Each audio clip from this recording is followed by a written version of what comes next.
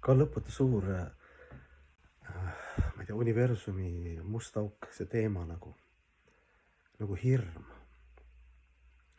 Et miks me kardame või ütleme, et laias laastus niikaua, kui sa oled teadvustanud ennast kui hing, nii hing on hirmul, sest hing on harjunud igavesti õnnes elama, aga ta näeb argipäevas igas sekundis, kus kõik laguneb. Keha, suhted, maailmad, ühiskonnad, iha, viha, kadedus ja kõik see möllab, eks ju, siin ümberringi ja saad vanemaks ja nooremast oskasid seda võib-olla ignoreerida, olid nagu illusioonis rohkem, aga praegu nagu on väga raske seda ignoreerida, sest sa näed seda, argipäevas ja siis sa sünnid Vene ajal näiteks, nagu mina, ja siis on see maast madalast on see hirm, et kohe ameeriklased ründavad. 24/7, mingid varjendid, gaasimaskid ja kogu aeg. Lapsed, kohe võib tulla maailma lõpp, eks ju, siis tuled maailma lõpu filmid hiljem juba. Siis New Age inimesed seal, eks ju, maailma lõpp tuleb sellel ajal, inkade kalender, eks ju, seal 2000. No kogu aeg on seal maailma lõppu. Nüüd, eks ju, siis hästi pikalt aastaid ka seal, isegi meie liinis seal, minge maale, võtke maatükk, eks ju. Mul on nagu nii palju lugusid.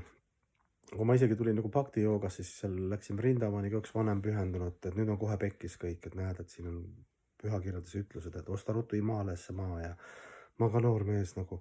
Ühesõnaga kogu aeg nagu oleme elanud, selle üldhirmu fooni all, eks ju, et kõik lõpeb, surm, eks ju. Iha, viha, kadedus, ekspluateerimine, eks ju.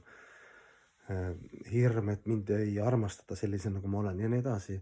Ja siis nüüd vaatad nagu argipäevas maailmas need sõjad, et kohe-kohe on läbi, kohe tuleb suur mõõtmete muutmine, eks ju, New Age'i inimesed räägivad, eks ju, ütleme, see finantssüsteem vajub kokku. Ja siis selline, ütleme, et materiaalses maailmas see hirmufoon ja need hirmufoonide tasandid, erinevad mõõtmed ja sagedused, neid on nagu nii palju. Et vaene mina, vaene sina, et me nagu kogu aeg elame selles nagu. Ja Vedad ütlevad kohe, et niikaua, kui sa ei ole ennast teadvustanud, oma igavesi väärtusi ja suhteid Jumalaga, eks ju, niikaua või Brahmani vähemalt peaks teadvustama. Brahman ongi igavik, eks ju, see on juba väljaspool kahesusest, et kõik on üks, eks ju, et sa saad aru, et sa ei ole see keha, eks ju. Vähemalt budistide levelil, eks ju, aga siis sealt võib ka edasi minna, et olemas vaimne dimensioon, vaimne reaalsus, eks ju. Sina kui igavene hing, eks ju, seda hinge kirjeldus. Jumala kirjeldus, Jumala kehastusse kirjeldus, kuidas sa saad Jumalaga olla suhtes juba siin ja praegu, rakendada selle hirmude maailma, kas selle füüsilise keha, selle ühiskonnas kõik, eks ju, selle kõrgema eesmärgi nimel, eks ju, armastuse, puhta armastuse ja hirmust vaba sellise teaduse seisundi nimel. Et see õpetus on nagu olemas kõik. Ühtepidi nagu see nagu õudselt väsitab ära, et ma ei saa öelda, et te olete lollid, te olete kõik hirmu all, mina ei ole, ma olen ennast teadvustanud. Mul samamoodi, eks ju, kogu aeg lähed kaasa või kuskil alateadlikult kogu aeg on mingi nüüd on pekkis, nüüd on pekkis, nüüd on pekkis. Samal ajal sa tead, et midagi saab pekkis olla, sest hing on igavene. Pekkis on siis, kui sa üritad siia ennast sisse seada, et see on mateeria. Kui sa samastad ennast mateeriaga, eks ju, eestlane, venelane, rikas, vaene, kõik me räägime seda, eks ju. Et ja praegu ka vaatad, täna oli see õppus, eks ju, see sireenid, eks ju, täiskasvanud inimesed. Kui suur on see illusoorse energia jõud, kõik need maad, eks ju, sõjad, väike Eestimaa, me saame hakkama, Ameerika aitab meid või ma ei tea, NATO aitab meid, me paneme vastu venelastele, siis venelased omamoodi hirmutavad seal, kõik on õnnetud, tavaline inimene, loodus, kõik, ökonoomika, majandus, kõik kannatab, eks ju, eestlased samamoodi, kõik hirmu all, ütleme need sõjamehed, kes meil on siin, hoiame seljad sirgu, paneme seljad sirgu, võitlen viimase hetkeni, mingi väike täpikene, eks ju, siin käiakse üle nii kiiresti, et siin keegi ei saa aru midagi. Aga siis ikkagi rahvast hirmutatakse, selle asemel, et näiteks venelastega läbirääkimisi olla kavalad, eks ju, olla neutraalne nagu Rootsi või ma ei oska öelda, Šveitsi või.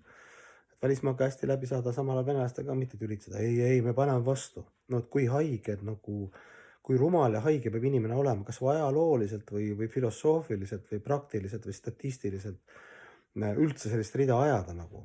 Et uhkust tunda sellest. Ma saan aru, et sul on töökoht, et sa oled sõjamees ja sul ongi kalduvus, sulle meeldib ka action ja tunnedki, et sa panedki siin oma missiooni kõik, aga see on täiesti nagu oma rahva hirmutamine nagu rumaluse tipp. Ole sõjamees, eks ju, kasutame sõjameest õigluse võitlemisel. Aga selline sõja nagu hirmutamine inimeste pidevalt, nüüd on pekkis. Võib-olla ongi 2 sekundi pärast kõik pekkis, võib-olla siin mingi maavärin tuleb või mingi torm või meteoriit või ma ei tea, 100 miljon asja võib juhtuda, sõda. et me peame valmis olema. No mis valmis? Elada selle hirmu all. Mina olen sünnist saati kogu aeg selle hirmu all elanud. Noh, selles mõttes ma nagu ei pane enam tähele, mul on küll see hirm on peenel tasemel alles, aga ma pigem võitlen sellega. Noh, et ei tohi nagu üldse kaasa minna. Noh, sellega, et sa pead lihtsalt nii tugevat vaimset praktikat kogu aeg arendama nagu. Mitte selle hirmumaailma kaasa minna, siin on kogu aeg see hirmufoon nagu. Keegi tuleb, võtab minu vara ära, midagi juhtub mu tervisega, keegi lähedane sureb ära, pahad venelased ründavad. Noh, kogu aeg on see hirm, et see on nagu selline pitser, et see näitabki, et noh, kus me elame. Juba sellest faktist ajendatuna peaks viskuma vaimsetesse praktikatesse pühakute jalgade ette, kes on meis eespool, need, kes armastust ja valgust oma eeskujuga näitavad. See on nagu ainuke varjupaik, kus seda hirmu nagu kahandada natuke step by step'ilt.